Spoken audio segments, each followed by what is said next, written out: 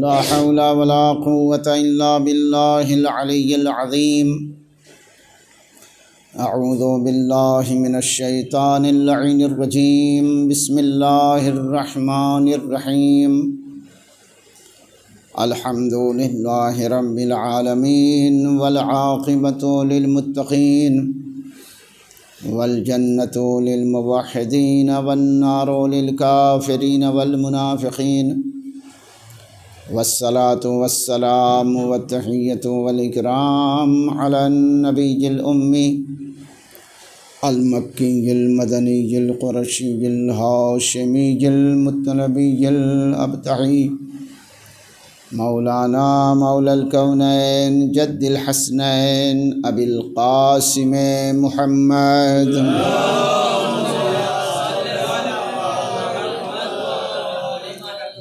वालैहि तय्यबीन अत्ताहिरीन अल मासूमीन अल मज़लूमीन वलअनतुल्लाहि अला अदाइहिम अजमईन मिनल आन इला क़ियाम यौमिद्दीन। अम्मा बाद फ़क़द क़ाल अल्लाहुल हकीम फ़िल क़ुरआनिल करीम व क़ौलुहुल हक़। बिस्मिल्लाहिर रहमानिर रहीम। वल्लाहु अख़रजकुम मिन बुतूनि उम्महातिकुम ला तअलमूना शैया। सलवात पढ़े मोहम्मद।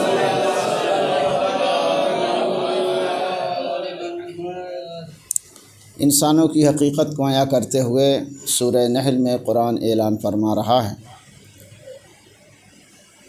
वल्लाहु अख़रजकुम मिन बुतूनि उम्महातिकुम, अल्लाह ने तुम्हें तुम्हारी माँओं के बतन से इस हालत में निकाला कि ला तअलमूना शैआ, तुम कुछ भी नहीं जानते थे, किसी चीज़ का इल्म तुम्हारे पास नहीं था।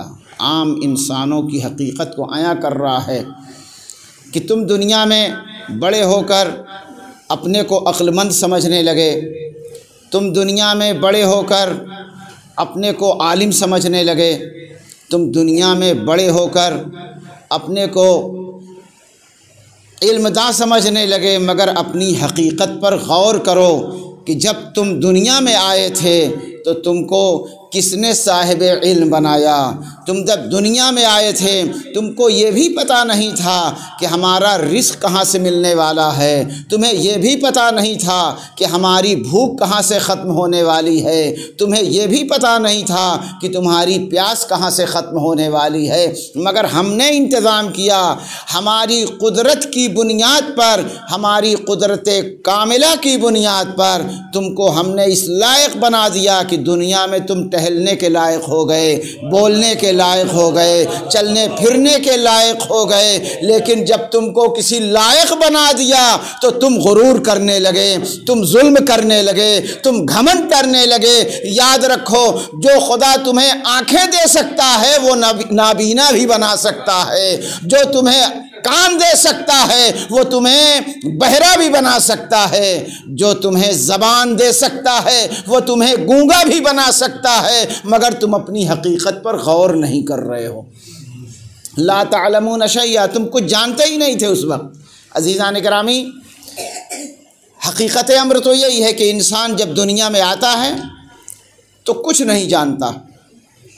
एक मरहला तक उसकी ज़िंदगी आगे बढ़ती है, फिर थोड़ा सा होशो हवास उसके अंदर आता है, फिर माँ इशारे से गुफ्तगू करती है, फिर वो बच्चा इशारों को समझना शुरू करता है, फिर ज़बानों को समझना शुरू करता है, फिर बैठने लगता है, फिर खड़े होने के लायक होता है, उसके बाद चलने फिरने लगता है। तवज्जो चाहता हूँ, कुछ नहीं जानता था, मगर आहिस्ता आहिस्ता ये इंसान इस दुनिया में चलने फिरने के लायक हो जाता है।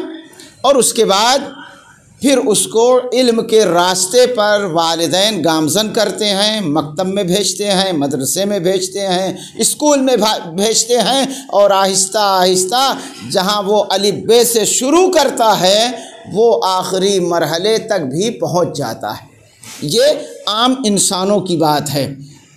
इसीलिए मकतब अहले बैत को, खुसूसन मजालिस सैयदुश शुहदा को, माह मुहर्रम में होने वाली मजलिसों को सिर्फ़ एक ऐसी हैसियत में न समझें कि हाँ एक रस्म है, फ़ला टाइम पे शुरू होगी, फ़ला टाइम ख़त्म हो जाएगी और हम पहुँचें और थोड़ी देर सुनते हैं, जैसे हर साल सुनते थे वैसे इस साल भी सुने और उसके बाद मजलिस ख़त्म, तबर्रुक लिया, घर वापस आ गए। अजीज़ों, मजलिस दर हकीकत मदरसे हिदायत है। मजलिस मदरसे हिदायत है। अगर इस मजलिस से दरसे हिदायत मिल जाए तो समझ लो हम कामयाबी की तरफ जा रहे हैं, और अगर दरसे हिदायत न मिले तो समझ लो वक्त बर्बाद हो रहा है, हकीकत मजलिस नहीं समझ पा रहे हैं। सलवात पढ़िए मोहम्मद व आले मोहम्मद।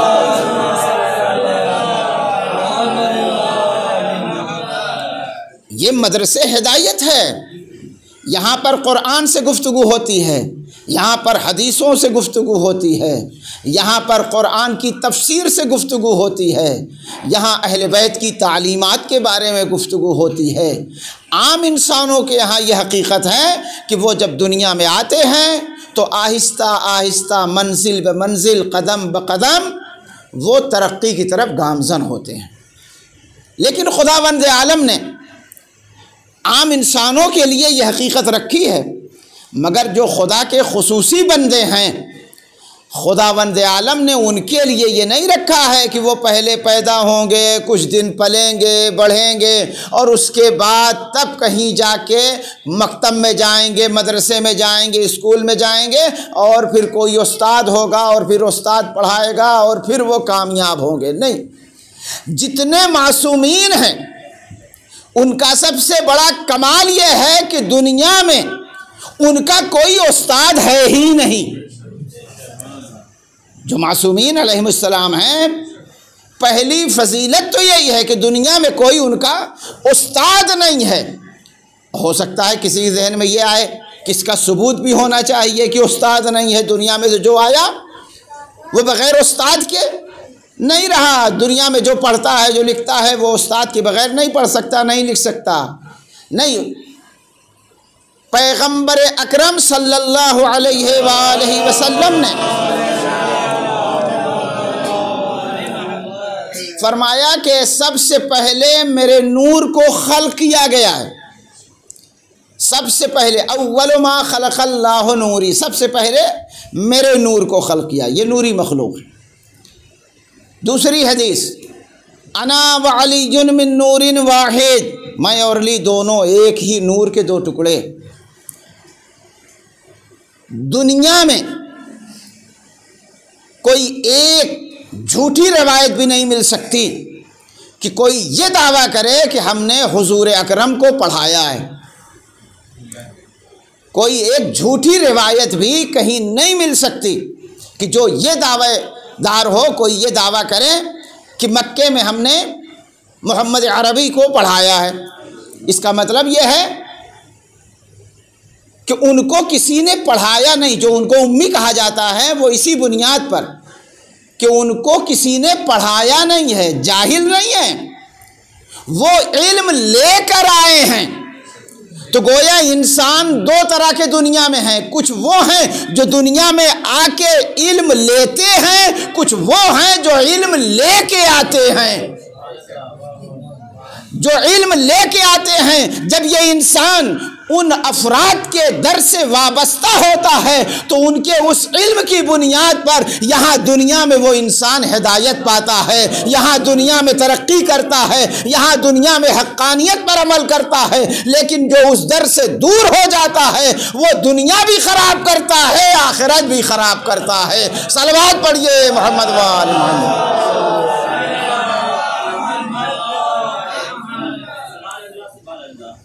इसीलिए तारीख़ ने दर्ज किया कि 13 रजब में जब मौला कायनात की विलादत हुई तो मौला ने ये कहा, या रसूलल्लाह मैं कुरान सुनाऊँ, तौरेत सुनाऊँ, ज़बूर सुनाऊँ, इंजील सुनाऊँ। इसका मतलब क्या है? इसका मतलब ये है कि यहाँ सीखने वाले ये नहीं हैं, यहाँ ये पढ़ने वाले नहीं हैं, ये खुदा की तरफ से इल्म लेकर आए। तो हो सकता है किसी के जहन में ये भी एतराज़ आ जाए, सवाल पैदा हो कि कुरान का नुज़ूल क़ल्ब पैगंबर पर हुआ, तो कुरान का ज़्यादा इल्म तो पैगंबर को होना चाहिए।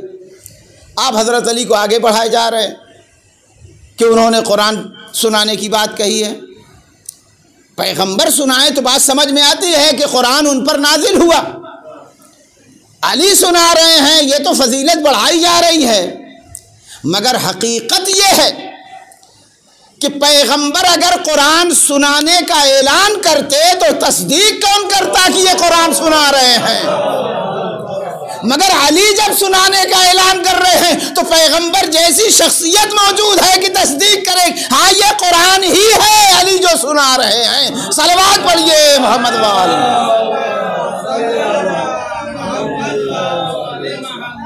वरना ऐसा नहीं है कि मौलाए कायनात की फजीलत रसूलुल्लाह से ज़्यादा है। वो मुसलमान ही नहीं है कि जो अली को रसूल से बढ़ा दे, हो ही नहीं सकता। अली रसूल से आगे नहीं बढ़ सकते। ये कचफहमी, ये गलत फहमी कहाँ से पैदा हुई? दर हकीकत अली की फजीलतों को बढ़ाया नहीं गया, कुछ लोगों ने पैगंबर की फजीलत को घटा दिया।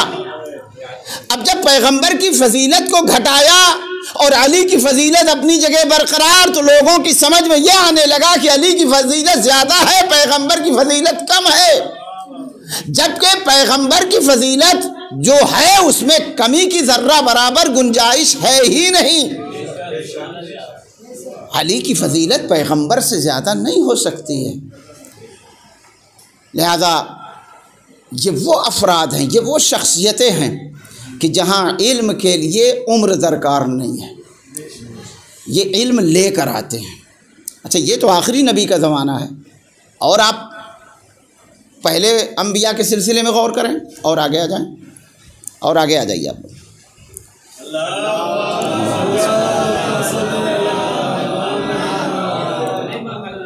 गुज़श्ता अंबिया के सिलसिले में आप ज़रा गौर करें। पैगंबर अकरम का तो बिल्कुल आखिरी दौर है। जनाब ईसा बग़ैर बाप के दुनिया में आए, सबका अक़ीदा है। ईसाई भी मानते हैं, हम भी मानते हैं, तमाम मकातिब फ़िक्र मानते हैं कि हज़रत ईसा के बाप नहीं थे। गहवारे में हैं। जनाब मरियम पर कौम वाले उंगली उठा रहे हैं।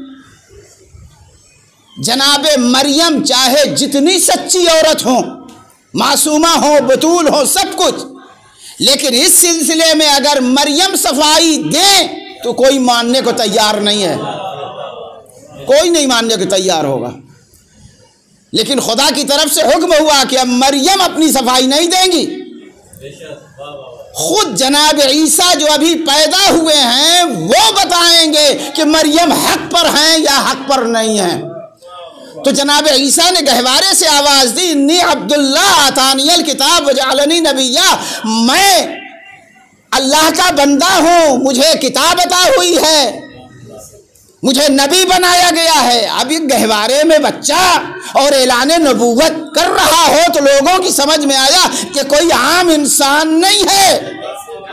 जनाब ईसा बताना चाहते हैं हम वो हैं जो इल्म यहाँ नहीं हासिल करते, हम वहाँ से लेके आए हैं। तो जब ईसा इल्म लेके आए हैं तो फ़ख्र ईसा भला क्यों ना इल्म लेकर आएंगे। सलवात पढ़िए मोहम्मद।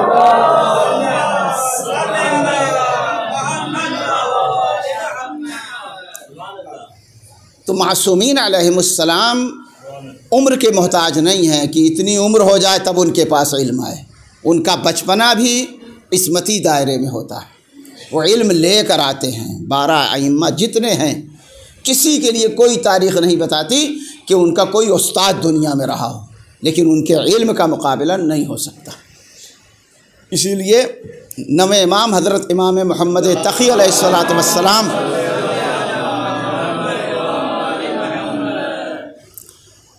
कुछ लोगों ने एतराज़ किया, क्योंकि उम्र 9-10 साल तकरीबन थी, कमसिन शहज़ादा, कमसिन बच्चा, भला इमाम वक्त हो जाए, ऐसा कैसे हो सकता है। तो फिर जवाब देने वाले ने जवाब यही दिया कि अगर ईसा बारे नबूवत को गहवारे में बर्दाश्त कर सकते हैं तो 9-10 साल के इमाम मोहम्मद तकी बारे इमामत को बर्दाश्त कर सकते हैं। इसमें ज़र्रा बराबर कोई कमी नहीं आ सकती।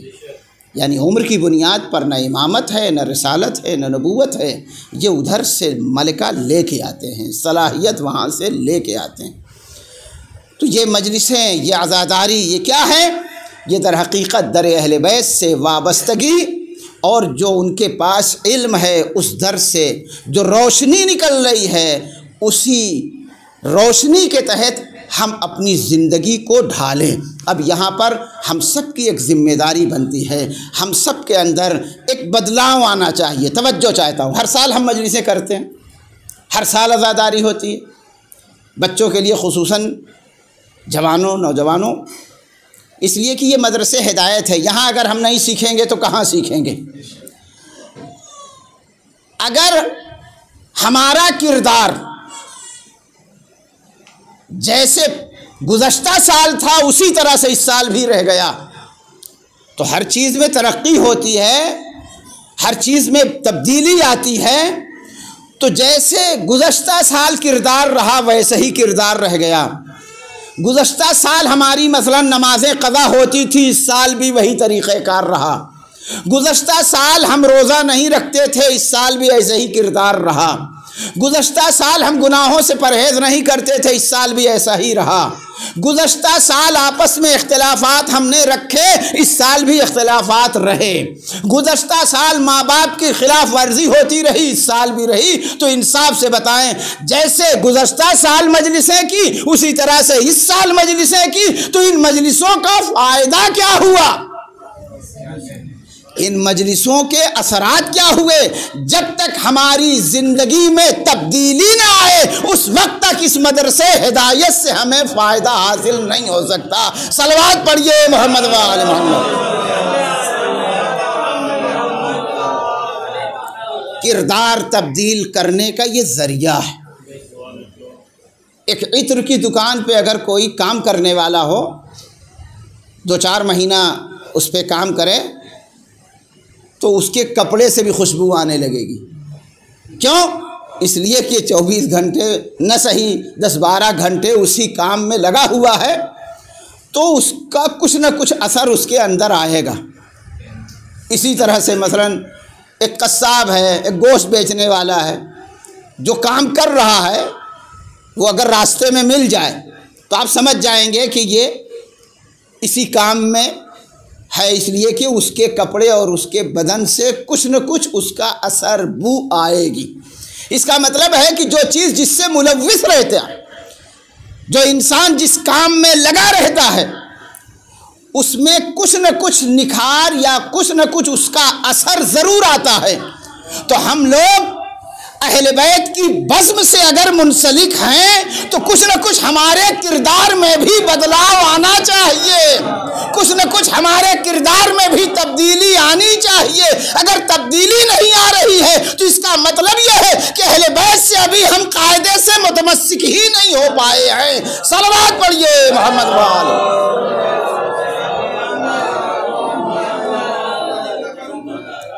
ये आज़ादारी ऐसे ही नहीं है, ये आज़ादारी हमें राह हक़ का दर्स देती है।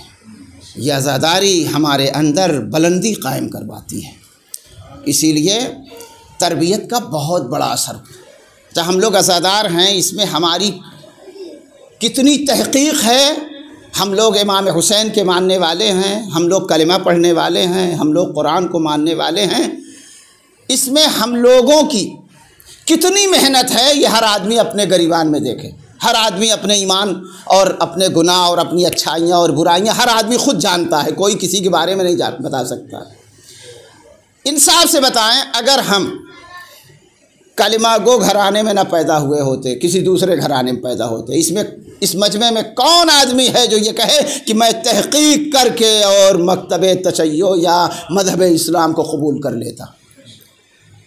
इसमें हमारी और आपकी क्या तहक़ीक़ है, हमारी और आपकी क्या मेहनत है? अगर हम फ़र्श अज़ा पे बैठे हैं, अगर हम इमाम हुसैन के चाहने वाले हैं, अगर हम नबी करीम के मानने वाले हैं, इसमें हमारी कितनी मेहनत है। अज़ीज़ों, अगर हम ऐसे घरानों में पैदा हुए होते कि जहाँ नमाज, रोज़ा, हुसैनियत, फ़र्श अज़ा, मजलिस इसका सिलसिला न होता तो हम तो नहीं आ सकते थे। कितने अफराद तहक़ीक़ करके आते अल्लाह बेहतर जानता है। लेकिन अगर हम ऐसे घरानों में पैदा हुए तो इसमें तो खुदाए वहदहू ला शरीक का रोज़मर्रा हमें शुक्र अंजाम देना चाहिए कि अल्लाह ने हमें उन घरानों में और उन आगोशों में भेज दिया कि जहां आंखें खुली तो फिर सदाई या हुसैन कानों में आ रही थी, कहीं अलम की ज़ियारत हो रही थी, कहीं जुलूस और ताबूत की ज़ियारत हो रही थी। इसमें खुदा का लाख लाख शुक्र है। हमें सिर्फ इस मज़हब पर बाकी रहने के लिए मेहनत करनी है, अपने किरदार को बचाने और बुलंद करने के लिए मेहनत करनी है, जिसमें हम पीछे रह जाते हैं, जिसमें हम पीछे रह जाते हैं और बहुत पीछे हैं। इसलिए कि जितने प्रोग्राम इमाम हुसैन अलैहिस्सलाम के चाहने वालों के यहाँ होता है उतना प्रोग्राम किसी कौम व मिल्लत में नहीं होता। तो जितना सुधार हमारे अंदर होना चाहिए इतना तो किसी कौम में नहीं होना चाहिए। लेकिन सब कुछ होने के बावजूद आज भी कौमों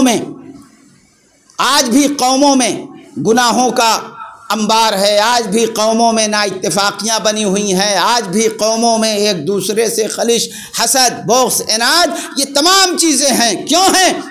ये सिर्फ इसलिए कि हमने अपने किरदार के बारे में गौर नहीं किया, अपनी हकीकत के बारे में गौर नहीं किया। अज़ीज़ान गिरामी, ये खुदा का लाख लाख शुक्र है कि हम राह अहले बैत पर हैं। खुदा का लाख लाख शुक्र है कि हम फ़र्श अज़ा पर बैठने के लायक हैं। ये कितना बड़ा अल्लाह का शुक्र है कि हम उस फ़र्श पर बैठते हैं जिसमें पाको पाकीज़ा शख्सियतें भी आती हैं। ये कितना बड़ा अल्लाह का करम है। बस हमें अपने किरदार को इस लायक बनाना है कि वो शख्सियतें कहें कि हाँ, हमारी बज़्म के लायक तुम भी हो, हमारी बज़्म में बैठने के लायक तुम भी हो। भाई, इस लायक अपने को हम अगर बना लें तो यही हमारी किरदार साजी है, यही हमारी तरक्की है, यही हमारा कमाल होगा। लेकिन अगर हम इसमें भी नाकाम रह गए तो इसका मतलब है कि हमने हुसैनियत को नहीं समझा, इसका मतलब है कि हमने आज़ादारी को नहीं समझा। इमाम हुसैन अलैहिस्सलाम का गम मनाना अपनी जगह, एक त्यौहार की शक्ल में मनाना तो हर कौम मनाती है, अपने अपने एतबार से त्यौहार मनाती है। मुहर्रम किसी त्यौहार का नाम नहीं है। ये तो वो कमज़र्फ़ अफराद हैं कि जो मुहर्रम का चाँद नमूदार होने के बाद नए साल की मुबारकबादी भी देने लगते हैं और एक गोया त्यौहार आ गया और ये हो गया वो हो गया। ये कचफहमी है, कम अक्ली है, इसलिए कि हिजरी सन का आगाज़ हुआ है। हिजरी सन का आगाज़ गम की अलामत है, खुशी की अलामत नहीं है। मसला करबला का नहीं है, करबला का मसला तो 60 साल के बाद आया। हिजरी सन का आगाज़ ही गम से हुआ। क्यों? इसलिए कि पैगंबर अपने वतन को छोड़कर मदीने जा रहे हैं। अपने वतन को छोड़कर, अलविदा कहकर वतन से दूर होना, इंसाफ से बताओ, क्या वतन से दूर हटना और बल्कि मजबूरन वतन छोड़ना ये खुशी की अलामत है या गम की अलामत है? जब पैगंबर मग़मूम हो रहे हैं तो सीरत पैगंबर पर अमल करने वाले मुसलमान कैसे खुशी मना सकते हैं? सलवात पढ़िए मोहम्मद वाले।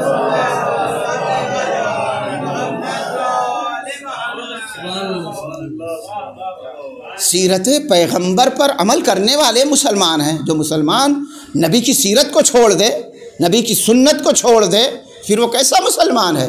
नबी की सुन्नत क्या है कि जब हिजरत हो रही है तो गम मना रहे हैं, और ये उम्मती हैं कि जो तारीख़ आने पर, नया साल आने पर नए साल की खुशी मना रहे हैं। इसका मतलब है कि उनको कुछ पता ही नहीं है कि कहाँ खुशी होनी चाहिए, कहाँ गम होना चाहिए। अज़ीज़ान मोहतरम, ज़माना गुज़रता रहा, यहाँ तक के वाक़े करबला जो रूनुमा हुआ, इसमें भी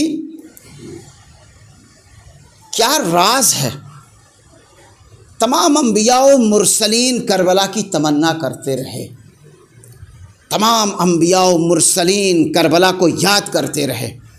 यहाँ तक कि करबला की ज़मीन से जो भी पैगंबर गुज़रे हैं बग़ैर गिरिया करे, बग़ैर इमाम हुसैन को याद किए उस सरज़मीन से गुज़रे नहीं हैं। कितनी बाबरकत है ये ज़मीन।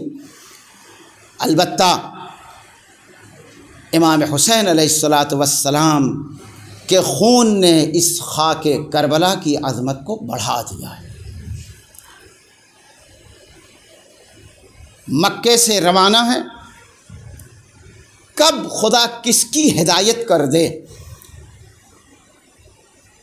जनाब ज़ुहैर भी हज करने गए हैं। ये बात ज़हन नशीन रहे कि जनाब ज़ुहैर वो शियाने अली में से नहीं थे। पहले जनाब ज़ुहैर मक्के से सफ़र कर रहे हैं, इमाम हुसैन की शख्सियत को पहचानते थे, जानते थे कि हाँ ये नवासे पैगंबर है। रास्ते में चूँकि मक्के में जब थे तभी मालूम हो गया कि हज को उम्रे से बदल दिया और बैत का तालिब है यजीद। तो ज़ुहैर के जहन में ये बात थी कि यजीद और हुसैन का मसला है, हम इसमें बीच में ना आएँ, इसलिए इमाम हुसैन से मिलना भी नहीं चाह रहे थे। इमाम हुसैन अलैहिस्सलाम का भी काफ़िला कूफ़ा की तरफ जा रहा है। जनाब ज़ुहैर भी चूँकि असल कूफ़ा के ही रहने वाले थे, बजल्ली ख़ानदान था इनका। ये भी हज करने के बाद इमाम हुसैन अलैहिस्सलाम का काफ़िला नज़र आता है। जनाब ज़ुहैर सोचते हैं कि हम करीब नहीं बल्कि काफ़िले को अपने दूर, इमाम के काफ़िले से दूर रोकते हैं। इमाम का काफ़िला जब चलता है तो ये रुक जाते हैं, जब इमाम का काफ़िला रुकता है तो ये आगे बढ़ जाते हैं। चाहते हैं कि हम काफ़िले हुसैनी से मुल्हक़ ना हों, इसलिए कि कोई न कोई गुफ्तगू होगी और मैं इस मरहले में न पढ़ूँ तो बेहतर है। सियासी एतबार से वो हटना चाहते थे, दूर रहना चाहते थे। लेकिन जब खुदा की तरफ से मंजूर है तो कोई न कोई रास्ता ऐसा निकलेगा कि उसे राह हक़ की तरफ आना ही आना है। इत्तिफ़ाक़न राह मक्का व कूफ़ा में एक जगह इमाम हुसैन अलैहिस्सलाम का भी काफ़िला रुका और थोड़े ही फासले पर जनाब ज़ुहैर का भी काफ़िला रुका। अपने बीवी बच्चों के साथ वो भी थे।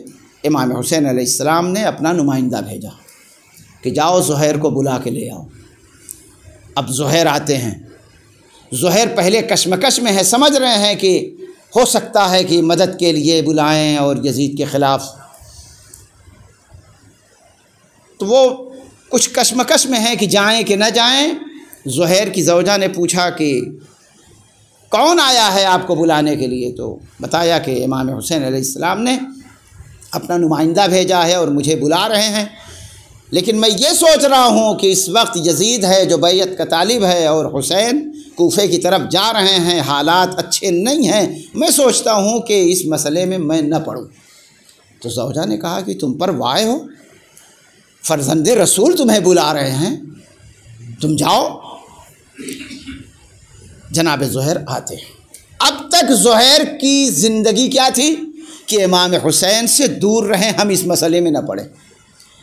कुछ देर तक इमाम हुसैन और हज़रत ज़ुहैर में गुफ्तगू हुई। क्या गुफ्तगू हुई ये हज़रत इमाम हुसैन जाने और जनाब ज़ुहैर समझे।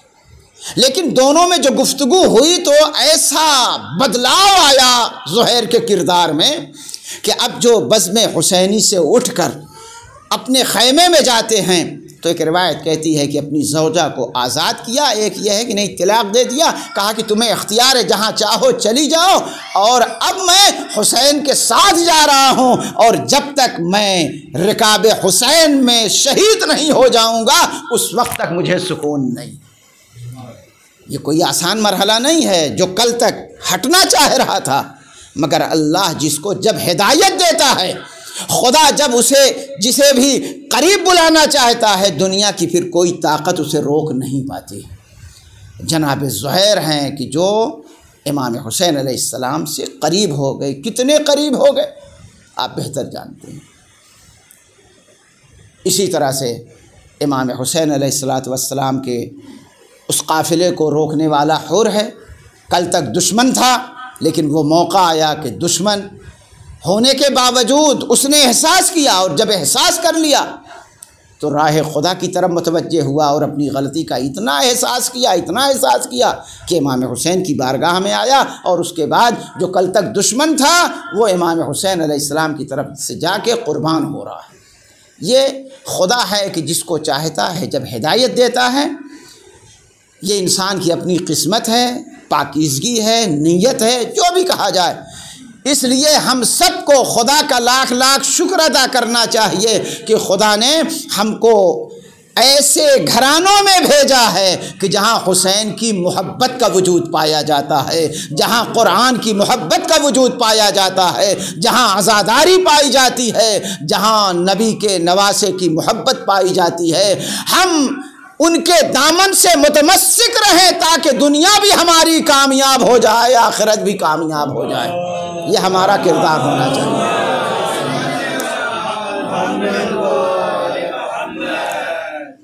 ये किरदार साजी हमारा फरीज़ा है। किरदार साजी में माहौल का यकीनन असर होता है, लेकिन हर इंसान की फ़िक्र ऐसी फ़िक्र होनी चाहिए कि वो 24 घंटे में थोड़ी देर के लिए ही सही वो सोचे कि हम कितना सही काम कर रहे हैं, कितना गलत काम कर रहे हैं, और सही कामों पर उसे शुक्र का सजदा करना चाहिए और गलत कामों के बारे में मुतवज्जे होकर उससे तौबा करनी चाहिए, ताकि राह अहले बैत पर, राह पैगंबर पर, राह इस्लाम पर, राह कुरान पर वो गामज़न रह सके। अज़ीज़ान गिरामी, ये काफ़िला मक्के से रवाना है। रास्ते में ज़ुहैर भी मिल गए। सरज़मीन करबला तक ये काफ़िला आ गया। आज 2 मुहर्रम है, काफ़िले हुसैनी वारिद करबला हुआ, जो मशहूर है कि अस्बे बावफ़ा रुक जाता है। इमाम हुसैन अलैहिस्सलाम ने दरियाफ़्त किया कि इस जगह का नाम क्या है, तो किसी ने नैनवा बताया। जब करबला का लफ्ज़ सुना तो इमाम हुसैन अलैहिस्सलाम रुक गए और आवाज़ देते हैं कि यही वो जगह है कि जहाँ हमारे ख़ैमे नस्ब होंगे, जहाँ हमें कत्ल किया जाएगा, जहाँ औरतें असीर की जाएंगी। यही हमारी वादा गाह है। वादा निभाने के लिए हमें इसी सरज़मीन पर क़याम करना है। ख़ैमे नस्ब हो गए।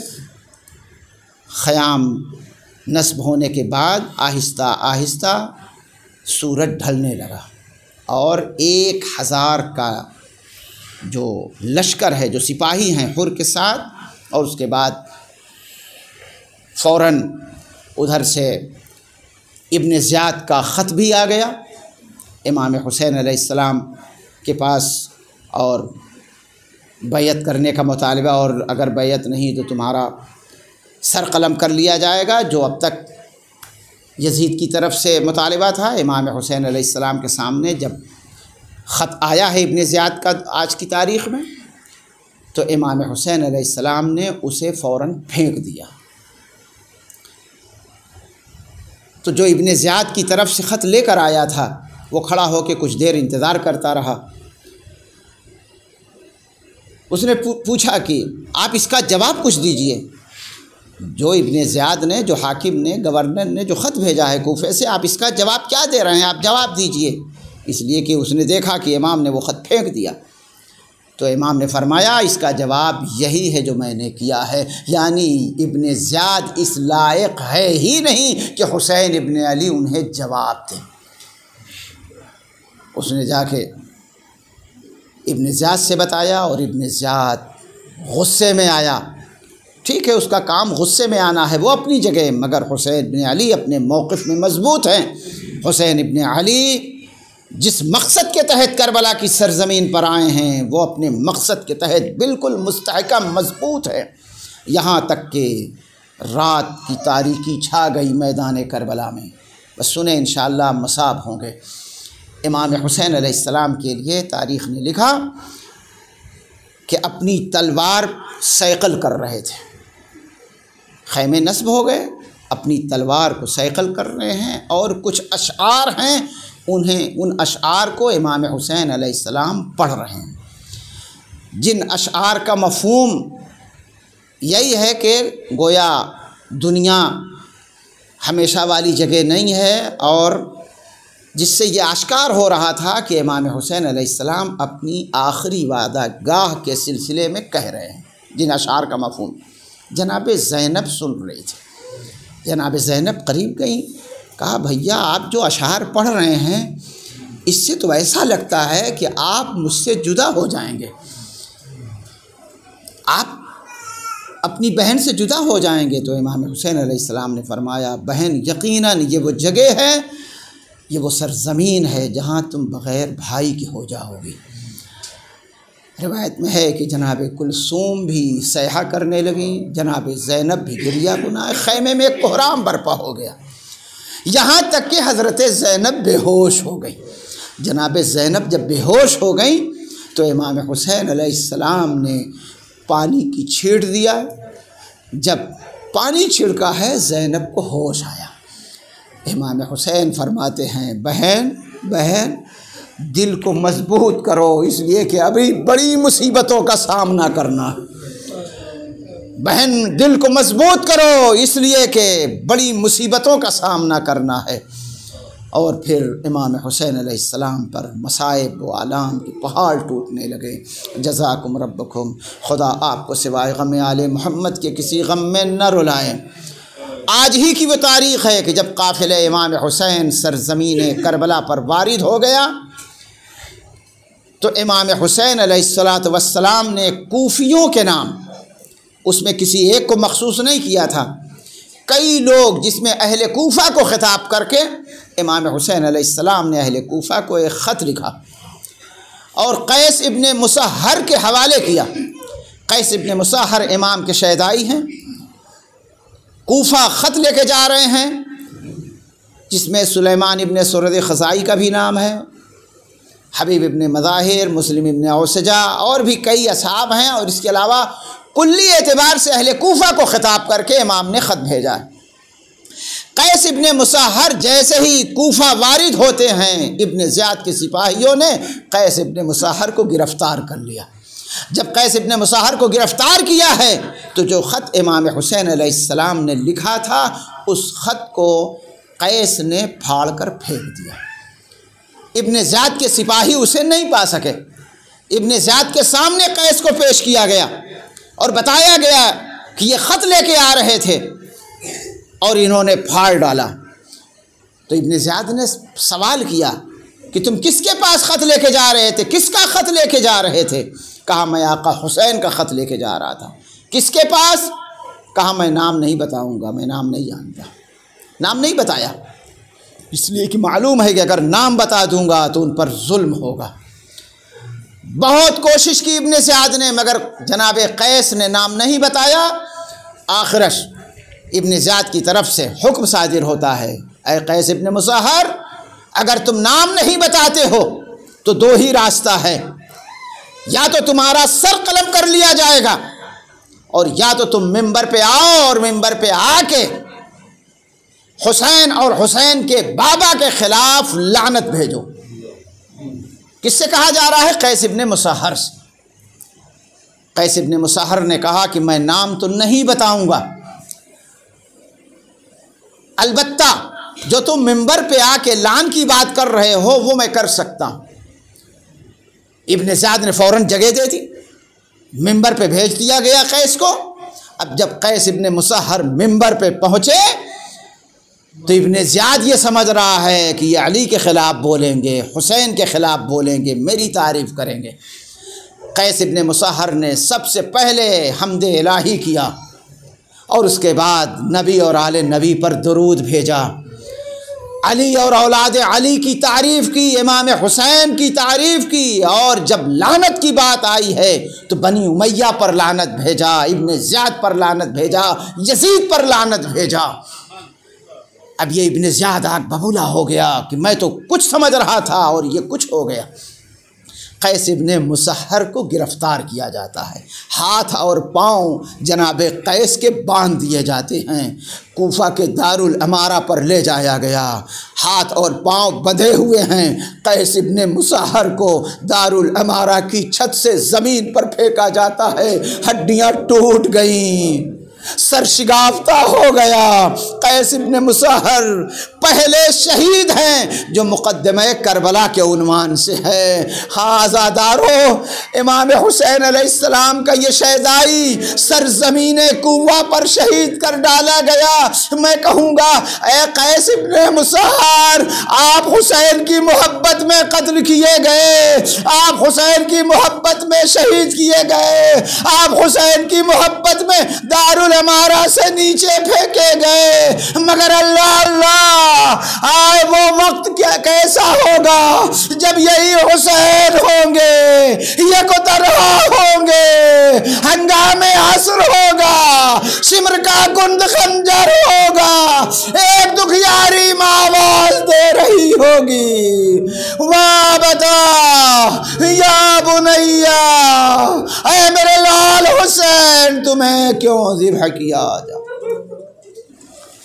इन्ना लिल्लाहि व इन्ना इलैहि राजिऊन। सयअलमुल लज़ीना ज़लमू अय्य मुनक़लिबिन यन्क़लिबून। परवरदिगारा बिहक़्क़ अहले बैत अतहार अलैहिमुस्सलाम इस मजलिस को कबूल फरमा। मेरे माबूद हमारे आंसुओं को बख्शिश का सहारा करार दे, हमारे अंदर किरदार में तब्दीली इनायत फरमा। परवरदिगारा हम सब को फ़र्श अज़ा का एहतराम करने की तौफ़ीक़ इनायत फरमा, मक़सद अज़ा समझने की तौफ़ीक़ इनायत फरमा। परवरदिगारा हम सब को सच्चा अज़ादार बनने की तौफ़ीक़ इनायत फरमा, खिदमत दीन की तौफ़ीक़ इनायत फरमा, खिदमत कुरान व अहले बैत की तौफ़ीक़ इनायत फरमा, इमाम के ज़हूर में ताजील फरमा, हम सब को इमाम के ग़ुलामों में शुमार फरमा। तक़ब्बल मिन्ना इन्नका अंतस समीउल अलीम। मातम।